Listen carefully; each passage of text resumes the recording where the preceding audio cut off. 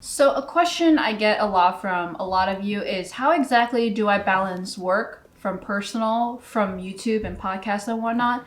And today I want to go into how I exactly do that, how I plan, and also maybe some time management tips for you as well. So the first thing is that I actually, full disclosure, my handwriting is shit, so what I'm looking at right now is actually what my plan is, but I'm going to make a digital calendar of it so that way it's a little bit more legible for you, and also that it will look a lot better on a YouTube video. So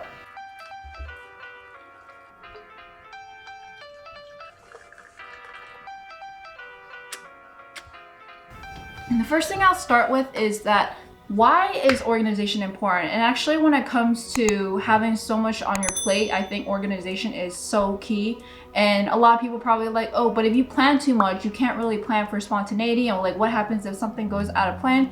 But actually what's key is scheduling for spontaneity, or scheduling for those times to have like some buffer room. So that's where I'm going to go into it a little bit more today too on my content calendar, because there's always going to be something that comes up. And honestly, like mental health is still important. You still want to make sure you do everything that you want to do, but also be able to keep yourself sane.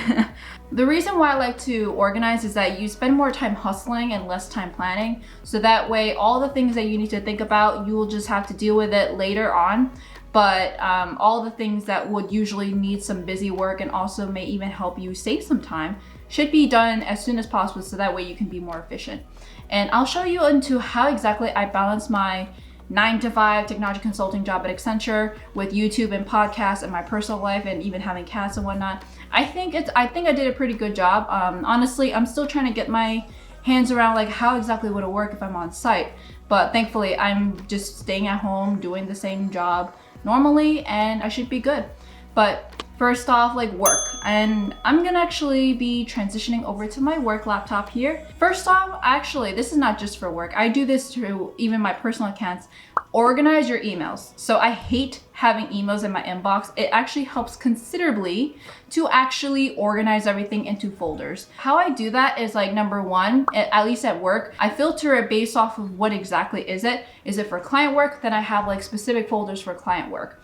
And if I actually do a lot for that particular client, I would even use subfolders. That's how I would sort out my client folders. And it's a lot easier because if, for example, you're trying to find a particular email and you can just go through that client folder and then search it from whoever you thought sent it, or even some keywords. That's it. I don't actually I never delete an email. Even like for phishing emails, I just like mark as phishing, but I don't actually delete it. I think like what that does is just sends it to trash, I think. But I don't personally delete it. I always move into folders. Even like spam mail, I put that into a particular folder as well.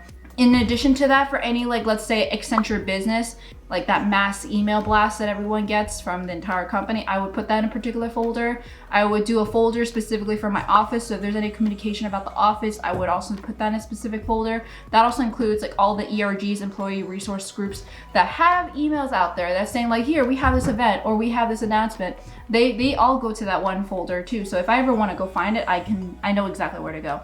I also have one for IT, I have one for HR, I have one for almost everything that would typically be coming through an email.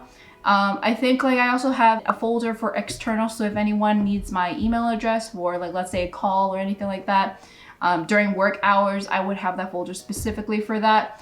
So sometimes I use my work email when it comes to like anything that I'm booking during the actual work hours. And then sometimes I do use my personal email for anything outside of that. So anything that I know that could even potentially develop outside of work. So like a one-time call during my work hours would be going through that folder, through that email address, or maybe if it's like a referral, then I would also do it through that folder. However, my personal email, I only do it for any time where like I know for sure it's gonna develop for something after work hours or during that. I actually segment my work that way. So I do have my calendar color coded too. So my color calendar, I can't really show my calendar because I will show you exactly what I'm doing for my client and who my client is. So I'm not going to, but I'm going to be blurring out all of that. So this is how it would look like. So at this point, this is where I will color code for each client. If I'm working with multiple clients, and I'm actually going to be showing you a particular week where I'm actually working on multiple clients. Right now I'm down to one, so that's not going to look like that pretty, but I'm going to show you back when I did work with multiple clients how it looks like. So with this, you can see that each client has a different color, and then blues are actually the ones that are my own personal things. So these are typically like the external ones where maybe someone wants to have a one-on-one to talk about tech consulting or Accenture or anything like that. That would be on there. And then all the others are going to be based off of that. I usually associate Accenture with purple. Those are more like Accenture-wide or office-wide events that are not client related. So I have it specifically to that, and that really helps me manage my time in terms of like, okay, when I actually do my timesheets, I have a clearer vision of like how many hours I did. And this also helps me in terms of like, okay, how much work am I going to be doing with this particular client? So the previous day I need to plan ahead in terms of like maybe the work I need to do, that I do that. Some people I know, they kind of segment it based off of the actual type of call it is. So if it's a client call, they do different color. And then if it's like an internal call, they do different colors. So it's just a way to kind of keep your mind in the zone. But I personally like it with the client itself, because that way it helps me know like what exactly I'm doing and if I'm on the right client call. Because there are times where maybe if I'm on like 3 clients at the same time, I really need to balance my time properly and see like, okay, if I'm doing a call on this and then another call is on this and they're on the same time, are they the same client or not? And usually having color coded will help me see exactly which one I should prioritize over more. It's just like one of those things where if you're on multiple clients, you need to do this. So I think this works a lot better too if you like have your own corporate job and you have multiple clients, or not even that, like multiple accounts or multiple projects or multiple things that are going on. You could color code them too, so that way you can allocate your energy properly. So maybe like, for example, a particular client you prefer during the day, in which like maybe for us, if it's like a European client, probably would want to do it during the day. So that way it would be easier to kind of plan it out. And then another thing could be like, maybe if there's a particular thing you prefer to do in the afternoon, then you could do that too. So it's a lot easier if you color code it and you could visually see it at a glance without actually looking at the details. So my actual work, that's exactly how I structure it. I think a lot of it is really on emails and calendar. That's exactly how I do it. My to-do lists are usually based off of looking at my calendar and seeing like how much work will I be expecting this particular week? Is it heavy on one client over the other, or if it's like more meetings or client meetings, or maybe just more busy work. If I have busy work, sometimes I block that out if I know I need it, but otherwise I usually work around it, because when I have client calls, I have to be on those client calls, and I try not to multitask as much as I can. Sometimes if I'm really packed for time, I really do it anyways, or this is where maybe it would help out to see all the calendars and see, okay, well, I do see another call right after it. Then I may actually use some of my previous call, if I'm not the one talking in it predominantly, to actually prepare for that call. So there's so many ways you can go about it. I'm going to do a particular video on time management at work, but at this point, I think I just want to talk about how I organize my time as a person, like in general, not just work. Because at the end of the day, people want to have a good work-life balance, and this is how I do it. So first off, this is my content calendar. When I'm looking down, I'm gonna be showing you my December content calendar, because I think it's got a lot more work. January, they're still working on it. Ideally, I like to plan my content calendar usually a month in advance. Sometimes it could be 2 months, depending on how far I know my content. And this is actually where content batching comes in. So I would say for sure, almost always, my recordings are gonna be on Saturdays or Sundays. Almost always. Most likely it's probably gonna be on a Saturday, where it's like usually after lunch, because I like to have some time to collect my thoughts, or maybe even plan my content. Usually during the weekdays, I actually plan my content, or on the Saturday mornings. So if I plan my content, I actually don't really put that on the calendar. It's usually like if I have time, I would do it. It's either on my phone, my iPad, or my computer, depending on what I have, because I use Google Sheets. And I'm gonna show that later on in this video, how exactly I do that. But first off, I'm gonna show my calendar. So with the calendar, on Saturdays, usually at around like 2 p.m. or so, that's when I film it. And the reason why I do 2 p.m. is because that's when the sun's still out. And now actually, because of the fact that I have my own light in my office like 24/7, I can actually film during the nighttime if I want to. So during those times are the times where I want to make sure it's like as bright as possible naturally. But if it's not, I still have my light and it will still look good. So if you guys see my previous videos recently, you're gonna see a lot of them are gonna be actually filmed during the nighttime, but because of the light, and I also do some color grading now, it looks a little bit warmer and it looks nice. But back then, when I was back in the old apartment where it's like actual like a window in front of me, I purposely waited for a particular time when I know it's bright, because I care about my time more a little bit now. And back then it was just like whenever it was sunny. And when you're in New York, it's not that predictable. make sure that all my variables are pretty much stable, and that's what I use a light for. So on my 2 p.m.s, that's usually what I would do. Like I get some lunch and then I kind of relax a little bit in 2 p.m.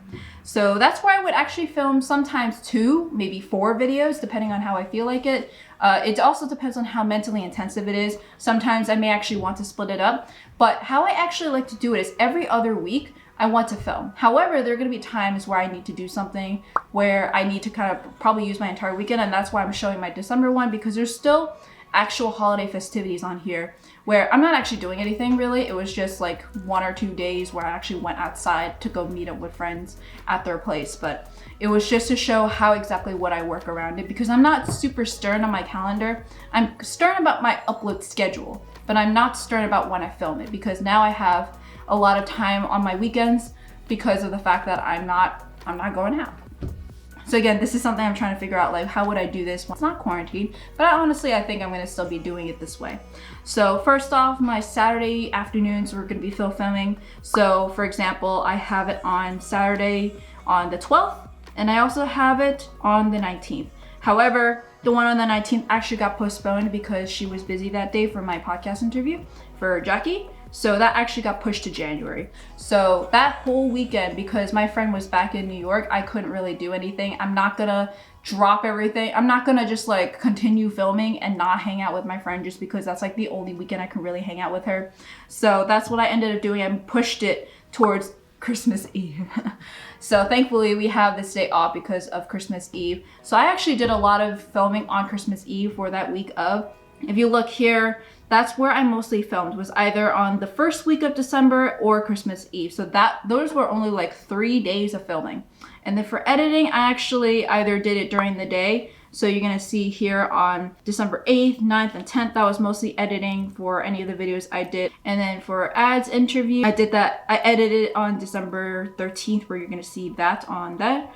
And then I also have particular calendar schedule. You see on Mondays I have moving vlog, Caitlin Jones, GPA, and then I also have the interview with ad. So those are all coming out on Mondays at 2 p.m. And then on Thursday, so you're gonna see on December 3rd, rejection story time. Then the 10th is the closing. 17th is why tech consulting isn't for you. Then 24th was cat mommy. So one of the reasons why I purposely plan ahead of time, because if there are some days I don't think will do so well, like I want to make sure that like YouTube probably wasn't as busy on Christmas Eve. Again, I'm not entirely sure, but that was just my guess because people are probably celebrating with their family or whatever. So I purposely left anything that wasn't exactly professional that I wanted to make sure to focus on other weeks. So I did like my cat mommy video, which I thought was a little bit more fun, and I still wanted to make the video because I know a lot of people ask me, so I'm like, I'll make the video, so you don't ask me, you look at the video. So that came on Christmas Eve. And then on New Year's Eve, I did my year in review video. So a lot of that was just like particularly planned around the times. So let's say, for example, my closing for the home actually I closed like in November, but I did it for December. So that's because I filmed that video back in November. So now it's coming out now. I film and edit my videos 2-3 weeks before it actually comes out. So that way I can plan my time around it and also not feel so frazzled about it. So if I have like a week of, I only have 1 week to film and edit, I'm gonna feel so much pressure, and then my quality will be significantly lower than it is right now. And it would also deteriorate because like what if something comes up then I can't? So at least if I plan that far in advance, I can actually move things around. So like for example, my time with my friends on the 26th and 27th, when I normally would be filming there, I would film earlier so that way I won't be so frazzled during the holidays when I want to be with my friends. And a lot of my content actually is right now on a slowdown. I'm not necessarily 8 videos out like I was before. I'm like probably 4 or 5. Usually I try to put the least mental intensive work during the actual weekdays. So like for example, Derek's video, I actually edit that during the weekday. And I also, so you can see here on December 28th and 29th, I edited a lot of videos there. So that was Derek's video. That was also my Patreon videos and my 2021 announcements, all that kind of stuff that during that week when I edited. And I also did thumbnails during the weekdays. So usually for editing, I try to do that on a Sunday. I film on Saturdays and I edit on Sundays, but if I have to work things around, I need to move things around. But I typically try to do like maybe one video per day if I have to, because it's so draining to really work on that. But sometimes actually, now that I have a TV, I actually like have TV and I edit while I'm watching TV with Addison. So there's a lot of fun ways to kind of get work involved, but also not make it feel like a chore, because at the end of the day, it's like your work day, you have like your actual day job, and then you have your YouTube.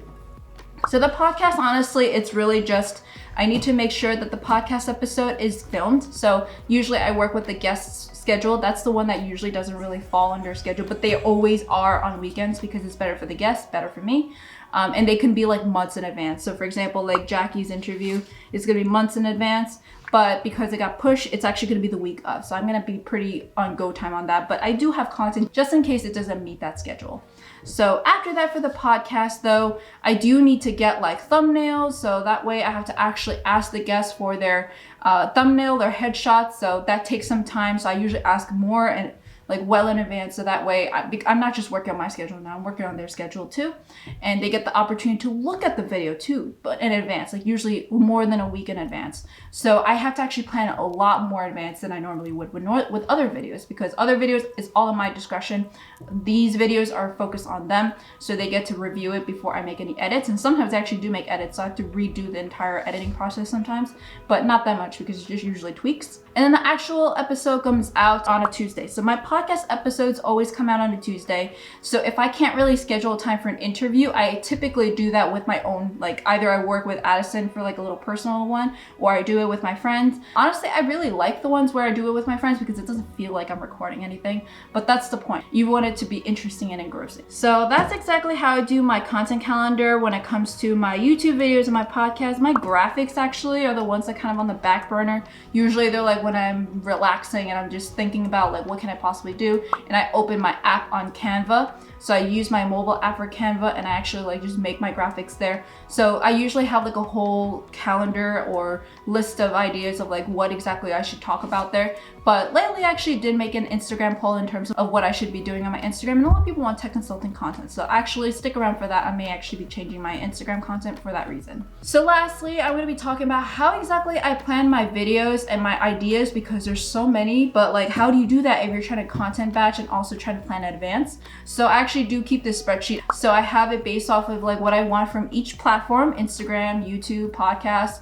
And then I also have my ideas for each of them. YouTube is the most developed one because I did do this back then. And I also have this separated by pillars of content. So money, personal, professional, cat, or even tech consulting or consulting. So all of that is just all there. And then I have each little outline for each video. So I don't actually write a script. I do like, here's like a headline, and then here's a title, and then there's a subtitle. So usually that subtitle is kind of like supporting details, but I don't actually write a script because I know it all already. Like, why am I talking about video? I don't really know.